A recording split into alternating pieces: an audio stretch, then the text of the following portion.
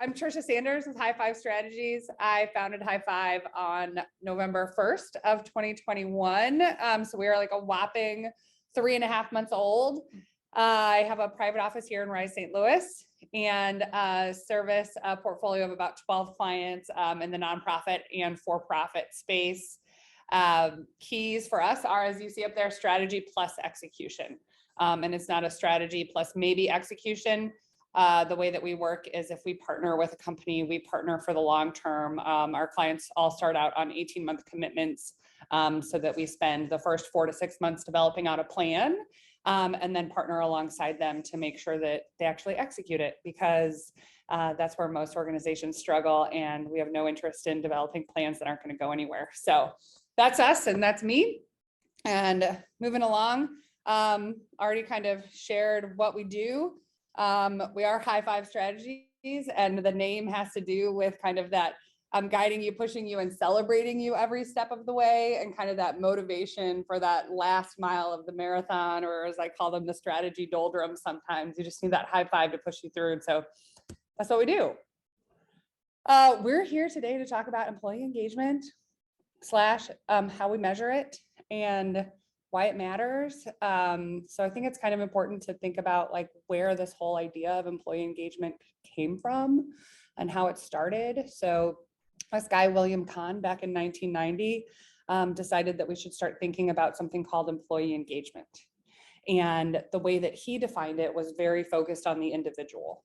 You know, let's think about like who this person is, what their skills, talents, and interests are, and then how that we can relate and help that grow inside of the workplace. And then over the last 30 plus years, it's gone through like a number of evolutions, as all business trends do. And I think the one that we're probably most familiar with is the ROI of employee engagement. You know, like engage your employees so we can get the most out of them. But quite frankly, the pandemic, the labor constraints that were really exacerbated by the pandemic have kind of helped us circle back to that point of looking at the individual a little bit more, which was kind of Kahn's initial concept. And while it's obviously, you know, we need to talk about and understand the ROI, and there is absolutely financial benefit to having engaged employees, we were really getting back a little bit more to thinking about the individual, which I think is really exciting and important for us to do employee engagement authentically. And so to do it authentically, you kind of need to know where you're not doing so hot or where you're doing really well, and want to make sure you don't lose. And so people want to measure it. And so I get lots of calls about doing employee engagement surveys. I've done a number of them in the past. We now, High Five only does employee engagement surveys for our clients who are doing strategy plus execution, but it is a key part to strategy, right? If you're going to execute, grow, change, really do anything with an organization, it's really important to know how your people are doing, what they need, what they're getting, what they're not getting, because you can't execute a strategy without people. And so we do really like to incorporate some form of kind of gauging where employees are at in the diagnostic and early parts of strategy, so that we can make sure that when we get into that execution piece, we really know the organization very well, and not just what they do, but kind of really what makes the people tick. All right, so I like to refer to employee engagements as survey results as really just kind of like facing the music. I can't think of a single time when I've been sitting with an executive team reviewing the results and insights that came from an employee engagement survey and they're like shocked, right? It's like, yeah, we kind of thought all of that was true. But now you have the numbers and you asked your employees to invest time in giving you this feedback and this information. So you have to do something with it. So I kind of like to think about employee engagements at surveys as executive teams agreeing to face the music. And I think it's really critical when you're talking to clients about embarking on an employee engagement survey opportunity that you're clear with them that, yes, we will do this survey and you need to commit to doing something after you've faced the music. So that it isn't because that can really actually result in a backslide in employee engagement if you ask people what they think and how it's going, and then you don't do anything with that information. So yeah, that's really kind of one of the key takeaways I've had over the years in working with employee engagement surveys and measuring that. Rarely is an executive team surprised by what they see. People love to use the lovely coronavirus as an excuse for low employee engagement. Well, we're in a pandemic. Nobody's happy. Oh, we're so, we're all virtual. We're Zooming. We're Zoom fatigued. I'm call bullshit on that, right? Companies and organizations that stood up and stood out in the pandemic saw wild increases in employee engagement in their surveys. Some of my clients, more than doubled their employee net promoter score, which we'll talk about in a little bit, during the pandemic. And what that showed is that they were able to clearly demonstrate that they authentically cared and they were taking action to support their employees throughout the process. And so what I push back on with those clients who are like, well, we can't expect to see high, satisfaction or anything during a pandemic, is it's like you can't if you're not doing anything to try to work with your employees, support them, and still excel in the pandemic. We all still, as part of organizations, want to be part of successful organizations who are doing something and making progress, and part of teams that care about each other and are achieving. So yeah, if you're not doing those things, then yeah, you shouldn't expect to see good results during a pandemic, but you won't see good results when we're not in the pandemic either. So always push back on clients who say, well, it's the pandemic and we can't expect to see high employee engagement. It's actually an incredible opportunity that is either lost or taken advantage of to really show your employees that you care now and over the past couple of years. So we're going to dive into kind of some of the key elements that I typically include in an employee engagement survey. But what I'd love to hear from you all in the room and you all out there in the metaverse, if you could share kind of your favorite and least favorite employee engagement questions that you've either been asked or seen asked on surveys. Anybody have any? I have one. Anybody? We've got a chat in here. Oh. Hi, Sarah and Angie. I've never seen that question on the survey. Does anybody? Is somebody putting one in there? No, it's Haley's. Okay, great, awesome. Thanks, Haley. I do have a question. Yeah. Can you back up for me in terms of what your definition? You talked about sort of what the origins of the person is. How do you define employee engagement, and how is it related to productivity or output? Oh, such a good question. So, employee engagement is a buzz phrasey thing, right? And so there are lots of different definitions of it. I choose to use Patrick Lencioni wrote a book originally entitled Job Misery. It didn't fly off the shelves, and so he retitled it Truth About Employee Engagement. And so he talks about the three core tenets to employee engagement are, he uses the negative, I usually like to flip it, but his negatives are immeasurability, anonymity, I'm just gonna say lack of purpose. I can't remember his exact wording on that third one. But so engaged employees are known and seen for their whole selves, right? So they have to be in a psychologically safe environment where they can bring their whole selves to work. They are able to measure their progress or success on their own. They don't need somebody else to come in or report at the end of the week to tell them they're doing a good job. They can clearly connect, like, I accomplished this today, I made progress, I was successful, I did a good job. And then they have purpose. And when we say purpose, it doesn't mean that, the kind of big lofty corporate purpose that they feel, that that's their daily purpose, but that their manager or leader has been able to tie the specific work they do to a specific purpose that helps the organization achieve their kind of loftier or larger purpose as a whole. And so an engaged employee is someone who doesn't experience job misery, who feels energized at the end of the day, right? Who finds their work to be energy giving or life giving, and looks forward to, doesn't have those Sunday blues, but looks forward to coming to work in the morning. And really the three key pieces that I agree with Tony are critical to that are ensuring that you can bring yourself to work and be seen and known, people know you, that you know how to measure your progress or success, and that your work is tied to purpose. And so to spend just a little bit more time talking about what I mean about purpose, there's that great example about the janitor at NASA who was asked, you know, what do you do here? And he said, putting a man on the moon, you know? And that's wonderful if you can get like that tied down to purpose, but that's because somebody took the time to explain to him that by you keeping these floors clean, that enables these scientists to safely walk down here, you know, and so there are all these components of it.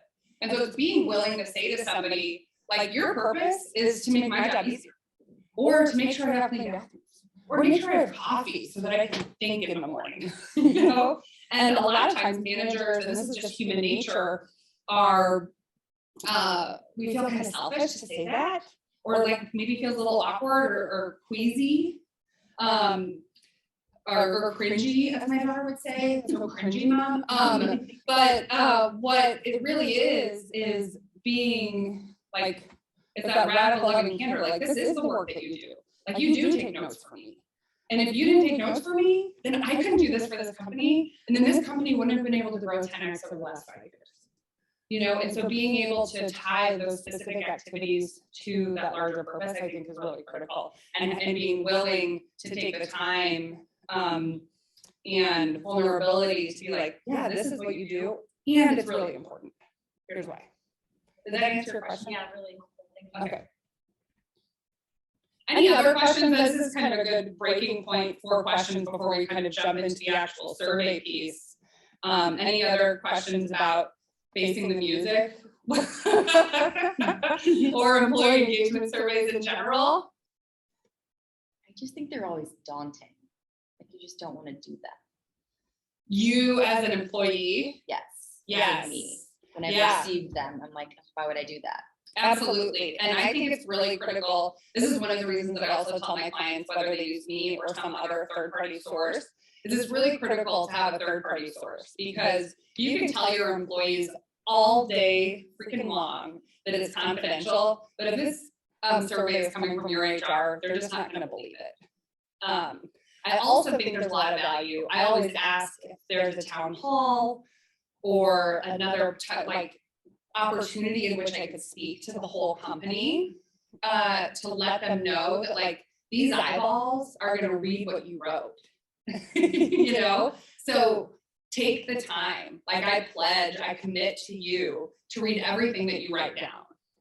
I also pledge and commit to you that I will not write anything verbatim. That is one of High Five's kind of codes of conduct when providing survey results back to leadership, is that we don't write anything verbatim, because those are easier to type back to, right? Like, oh, I know who said that. They always say that. Or, oh, that sounds like that. That sounds like so-and-so.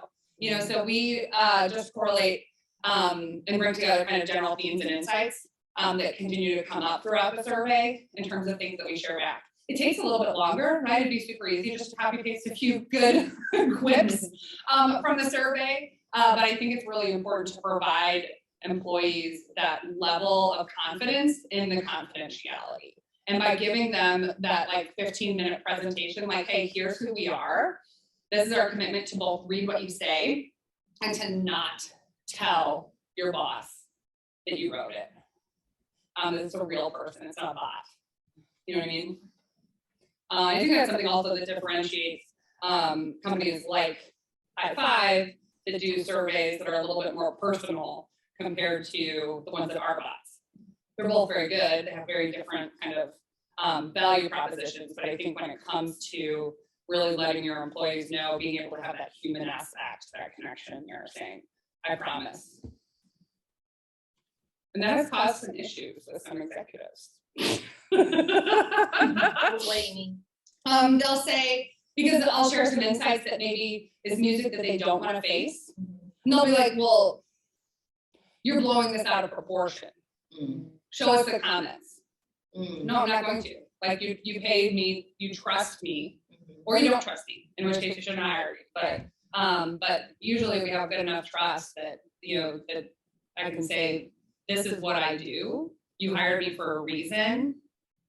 Let's move forward and just take this as given. Anything else? Yes. How many questions do you recommend for an EE engagement survey? Oh, that depends on budget.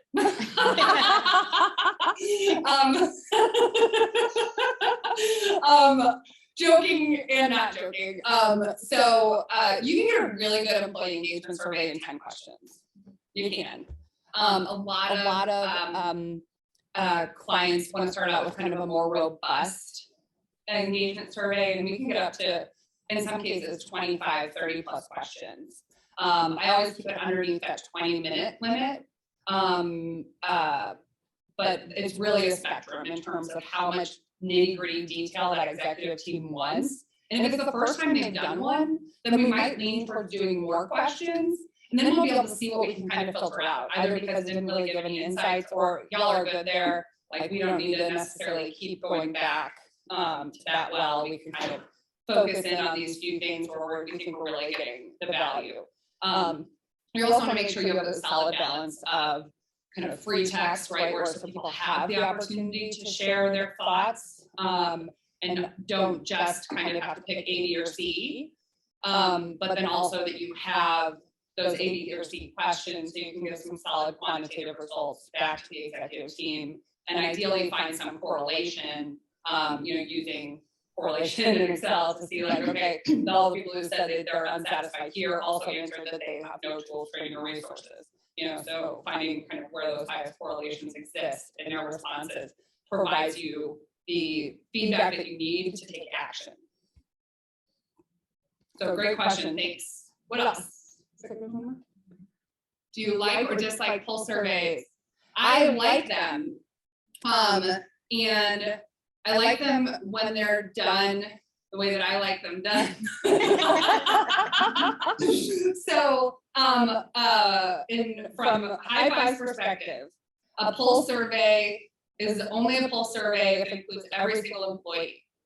I know some companies will be like, oh, we're going to pulse 20% here and 20% there. Well, like, this is apples and oranges then. We're not being able to identify any trends or cyclicality or other elements like that if we're like pulsing portions of the company. So one client that I was talking to, they were like, well, we do 5 surveys a year and we do 20% of our employees each of those.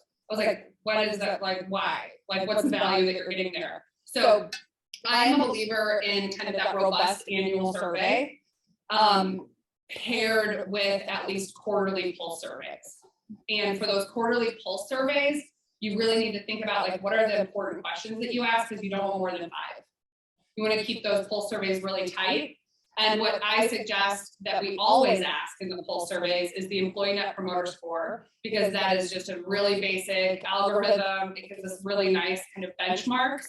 I also liken that, and I'll be able to skip this slide later in the presentation, but employee engagement surveys, and particularly net promoter scores, or those pieces, they're points in time, right? So, like, I like to use a balance sheet analogy. So if your employee net promoter score in December is 8, and your balance sheet, your financial balance sheet is, whatever, that might be very different at the end of the first quarter, right? If we're looking at the end of March, based on what you have going on in your business. And so for both your balance sheet and for your employee net promoter score. So I like to capture at least quarterly so that we can identify if there are trends or cyclicality to the net promoter score, as well as any other elements that feel critical to that particular organization. And it also helps us see on a more active basis than once a year, are we making progress, right? So I really like to see the cyclicality. I love monthly if there's a way to do it that isn't cumbersome to the employees, so that you really get that great trend line of seeing like where is potential cyclicality or seasonality in our employee satisfaction. And if they're pissed off every October, like, oh, duh, it's because we do this external audit and this inventory thing and this in October, like we can spread those out. Okay, fixed. People aren't pissed every October anymore, you know? And so I like to be able to have that type of data as opposed to like a point in time once a year employee engagement survey. But with the pulses, you've got to keep them tight. If you're doing a monthly, 2 to 3. If you're doing quarterly, 3 to 5. And always the employee net promoter score, and then potentially opportunity to sprinkle in questions that may feel particularly relevant to what's happening in the company at that time. So thanks for that question. Anything else? That's it. All right. So there are a few different components to the surveys that I put out. So this is like kind of the robust annual survey that I'm addressing right now in terms of the pieces that I touch on. And so I captured just a couple of the questions and then the way in which I show the results, so you can kind of see that. And so one question I ask is, how happy are you? And it's a sliding scale, 0 to 100. And it can often be telling, you know, to see like, oh, operations, they're 65. Our sales guys, our client acquisition, they're 80, right? That's a big point differential in happiness between our operations and our client acquisition. So there's something to look into there. You know, it enables you to see an overall happiness grade. I do it like the alpha level, right? Like A, B, C, D, E, F. And also just lets you see kind of, I think this is an interesting trend line to see as well. I immediately followed up with a free text question about what makes employees happy. Because like newsflash, it's not pizza parties, right? It's not bagels in the morning. They like those things, but those aren't things that truly make a satisfied employee. And what we know, but what is really important for the executive team to see in the results of the survey is that it's cross-departmental cooperative work and projects, right? It's that opportunity to work across your organization and be successful with people outside. It's seeing the fruits of your labor, right? So if you have kind of this obtuse, job and it's really hard to see that purpose maybe, or like what you're working for, then you've got to make an effort as a leader to figure out how can we show them the fruits of their labor. It's having their voices heard at the senior level. Problem solving, right? People love solving problems, and the engaged employees who are everywhere at work, I love solving problems. And then direct positive feedback on specific projects or work, right? A thank you means jack, right? Like if you're walking through, with your team and you're like, oh, thanks, thank you, really great work this week. That actually doesn't really mean anything. That's not gonna like hit home with that employee. You need to say, I really appreciate, Sydney, how you were flexible with the Zoom and you were able to get it going and you got it done and we were up and live by noon. That's awesome. Really appreciate that. That is going to stick with an employee much more than just a, hey, thanks for taking care of everything today. Really appreciate it. And so direct, specific feedback.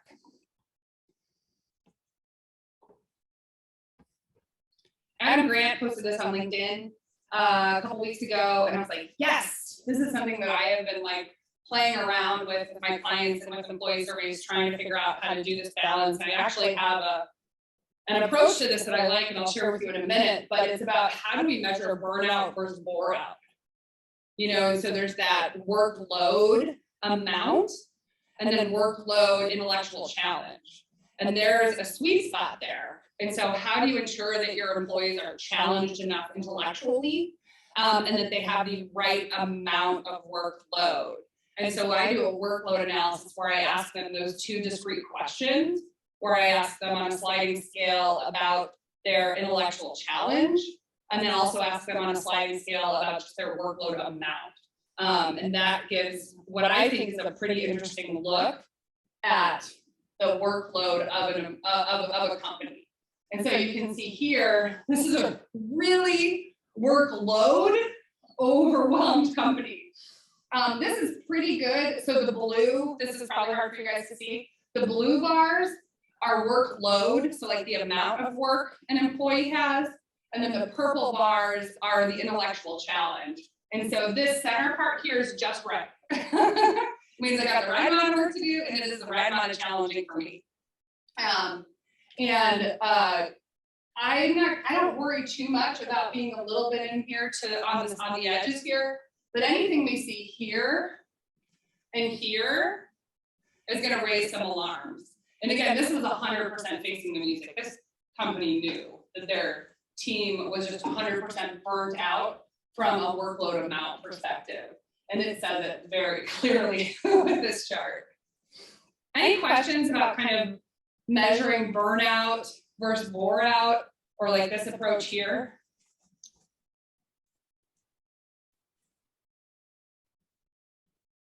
Sarah said love that.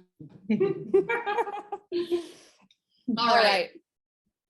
Then the next section I'm going to walk you through a couple of highlights are performance expectations and recognition, right? So this has to do with people knowing what they're supposed to do and then being recognized and appreciated for it. So again, this is a place where I use a sliding scale.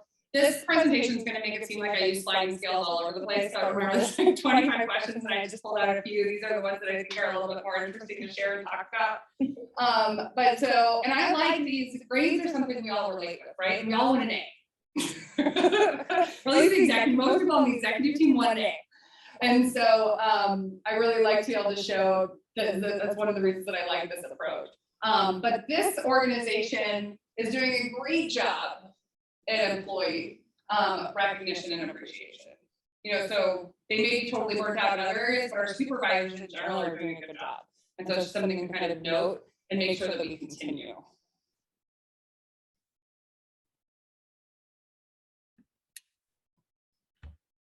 This is a sliding, and this is not a sliding scale, this is a Likert scale, and I use weighted averages.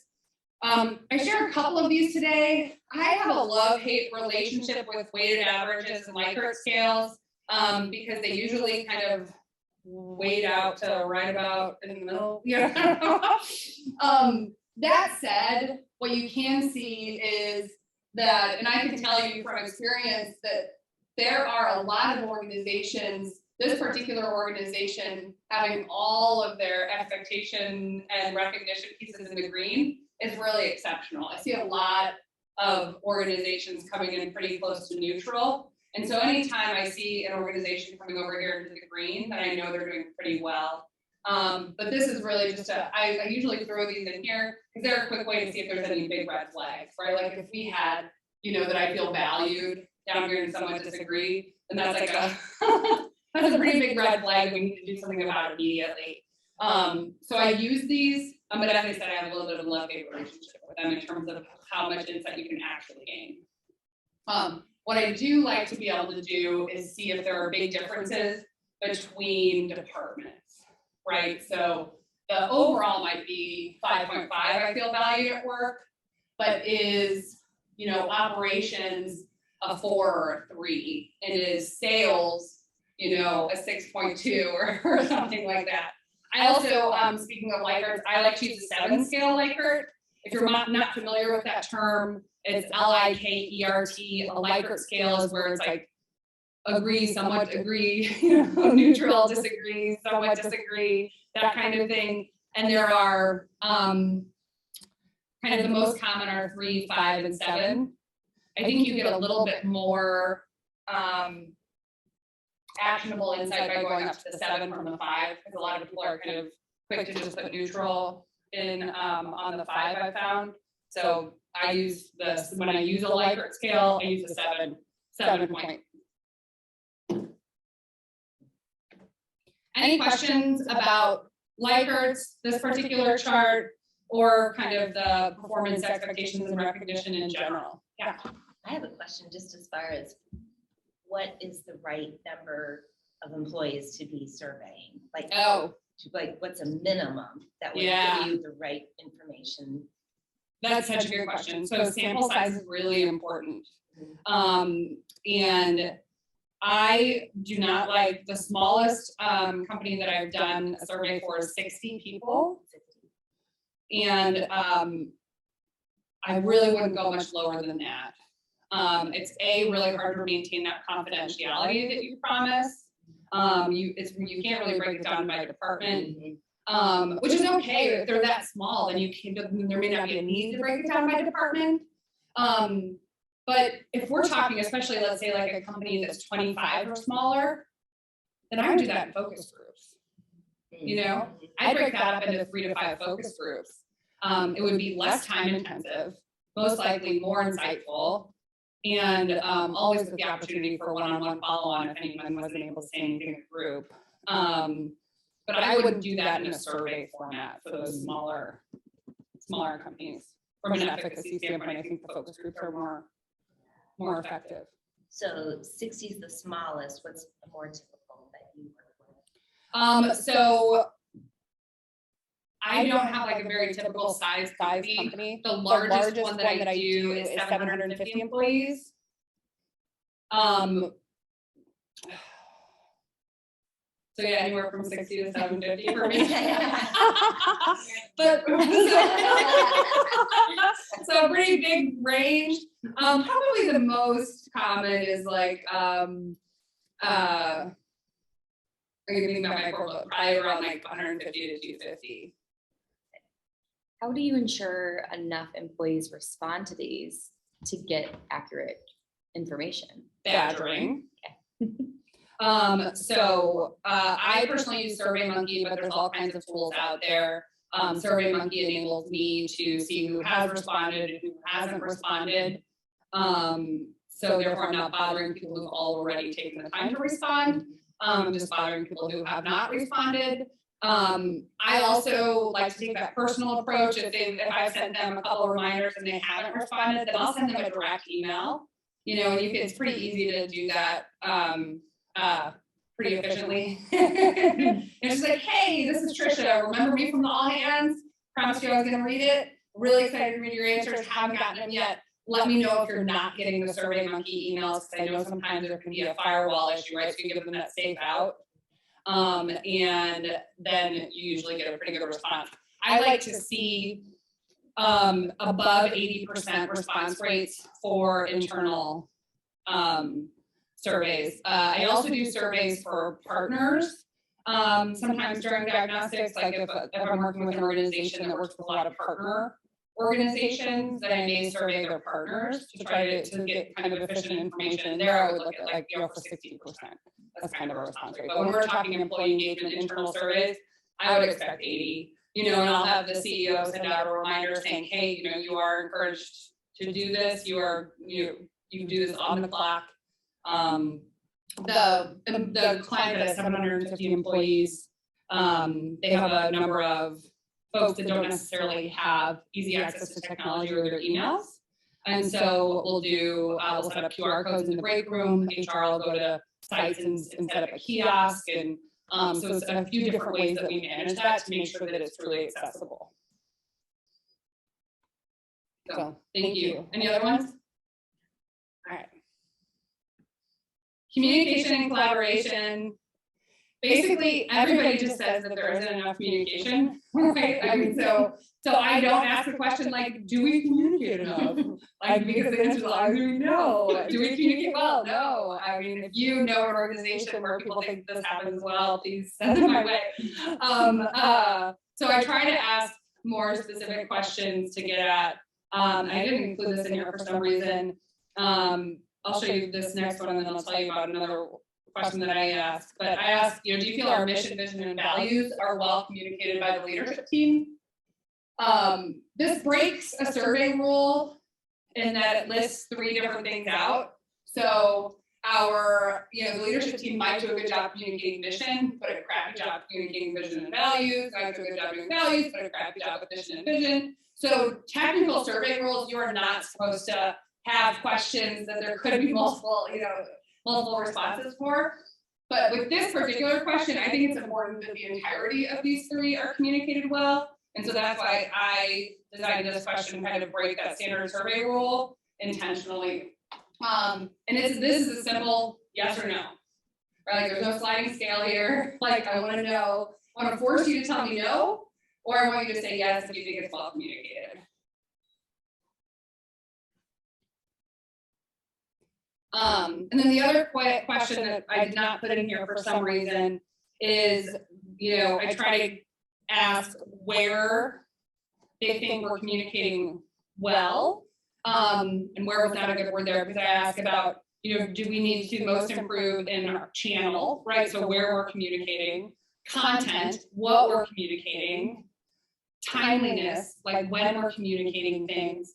I think there's one other that I'm blanking on, but I try to get down, like, we know that nobody communicates well, so if I'm gonna get real actionable data, then I want the employees to tell me where, pick one of these where you really wish we would do better, and where we're communicating to you, how often we're communicating to you, or what we're actually communicating to you. Any questions about kind of communication and collaboration components? All right. I have one other kind of lighter example from here, but again, don't want to spend a lot of time on it, but just wanted to show you that, how it can come down into here. And sometimes I'll also break this down so that they can see the percentage of employees that are neutral or disagree in some way, so that we can say, 40% of your employees were unable to say that they agree on this point. And that can be a powerful feedback to an executive team. All right, culture. Well, no questions on communication and collaboration? All good? All right. So culture is the one place that I'm always very transparent about this, that I will do, I put in the question note that this will be verbatim, is I ask employees to describe their culture in 1 to 2 words. I give them a 25-character limit because people will give you 25 words if you give them those characters, even though you specifically said 1 or 2 words. And I tell them that this will be specifically shared with the executive team in the organization. And I found this to be really important because this is a real kind of eye-opener, and this is the only place in my practice where I use word clouds. But seeing, and this is a mess, I got a few of them here together, but when the executive team sees the words that people actually choose to describe the culture of their company, that is a real eye-opener for them. They're like, some of them are really good, but you get to see some really interesting ones. I always say that every single time there's at least one word that I haven't seen before. And I think like bamboozled was that new one. One was monarchic. Oh my. That was just very, sucks. I mean, like, so to see that like in your face. Dictatorship, hypocritical, nepotism, inconsistent, stressful. To see those words and know that your employees actually type those out is really important for the executive team to see. And then if it's a larger organization, so this is that 750 person organization, and so they have multiple locations. And so what I did for them is I broke it down, and SurveyMonkey has something called sentiment analysis. And so it'll say that whether a word is smiley face, neutral, or frowny face. And it's not awesome, so you have to, but it lets you change the sentiment, so you have to do a quick kind of once over of it and say, no, friendly's good. And I always say you can't trust it 100%, but you do that once over, and it gives you a nice percentage of kind of who responded, the percentage of people who responded favorably or unfavorably about the culture. And so this, right, is quite telling for an executive team to look at, right? 93% of corporate describes the culture favorably. So where is this disconnect that's happening where in Evansville and Elkhart, only 51 to 55% of employees describe the culture favorably? Like, that's significant. And so being able to see this and then looking at who are our leaders, like in South Bend and Effingham, and what are they doing differently from our leaders in Evansville and Elkhart? And how can we kind of transition some of those pieces? What are you? Say that's, something's going wrong in Evansville. Something is going really wrong, and say, look, and Morton, like I would not be happy with 63%. You know, yeah, this is all, so that's really telling, and this is, that's something you never want to see, right? That like everybody at corporate thinks everything's hunky-dory. And it's not.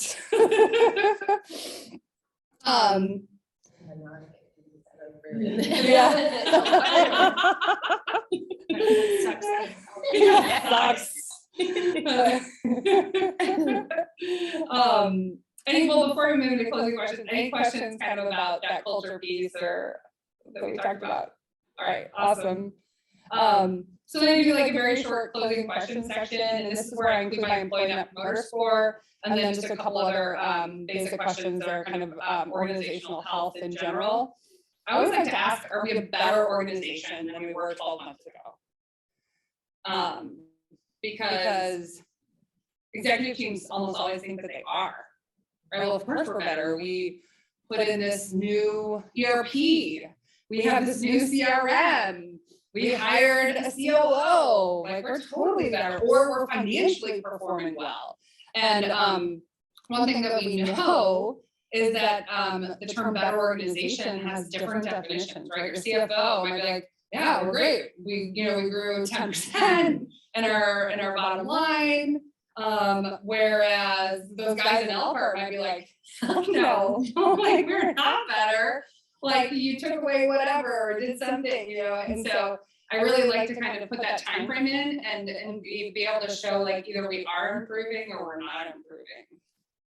And you really don't want to see, like in this particular organization, 62% of their operations team thinks that we're not better. That was facing the music. That was not a surprise for that particular organization, but just to be able to see those numbers up there is really powerful. All right, employee net promoter score. So as I said before, this is a really kind of standard algorithm. It is, I don't know if primarily is correct or not, but it was initially designed to determine customer satisfaction. So just the traditional net promoter score. And so you would ask like, would you refer our product or service to a friend, right? And it's a 0 to 10 scale that they answer on. The question for an employee net promoter score is how likely are you to recommend working at X organization to a qualified friend or acquaintance? I put qualified in there. That's not necessarily like if you Google it, that's not necessarily in there, but when I first started doing employee engagement surveys, I would notice in the free text comment space, people would be like, well, yeah, I'd recommend, but none of my friends are qualified to work here. And I'd be like, oh, well, that's not really the spirit of the question. And so I make sure I always include qualified there now to kind of prevent that. And we're really just getting at, if you have a qualified, friend or acquaintance, would you recommend that they work here? And so you just simply subtract the percentage of 0 to 6, people who score that 0 to 6, those are called your detractors, from your promoters. And your promoters are 9 to 10. And you throw out your passives or your neutrals, those are 7 and 8. Some executives have a really hard time accepting that 6 is a detractor. But that's just the standard algorithm. And there are lots of industry benchmarks and other things out there, so you want to make sure you're using the kind of regulation and employee net promoter score. The average band, like across all industries, is 10 to 30. So you want to fall somewhere in 10 to 30. If someone tells you they have like a 90 net promoter score, they're probably not calculating it correctly. The highest net promoter score I've ever seen was an 85. It was at an exceptionally well-performing nonprofit. But I usually see much closer to this 10 to 30 band. And then within your surveys, you always want to make sure that depending on the size of the organization, you can slice and dice it as you wish, right? And so sometimes that's by tenure. Sometimes that's by department. And so for Net Promoter Score, I'll slice it by as many ways as I can to see if there's anything interesting. There was nothing interesting in department. Department was basically the same. It didn't really matter. But then when I pulled up the tenure for this particular organization, people who've been there for less than a year gave it an 11. So within that 10 to 30 band. And that's not like when you think about somebody who's been there less than a year, they're like, well, I don't know. Like, that 11's great. Then in our 1 to 2 years, 28, so really strong. And then in our 3 to 5 years, 33, super strong. So we've got this band of people from 1 to 5 years who are pretty darn happy. And then we've got our long tenured folks, like holy smokes. And this is your sample size here, right? And I put that there so you can take it for, take this with a grain of salt. And so this is a very small sample size. It's still noteworthy because of how extreme it is, right? Like only one person fell into the promoter rank. Everyone else fell in the detractor rank for people who've been there for greater than 11 years. So there's something to take away from that. Any questions about Net Promoter Score, how it works?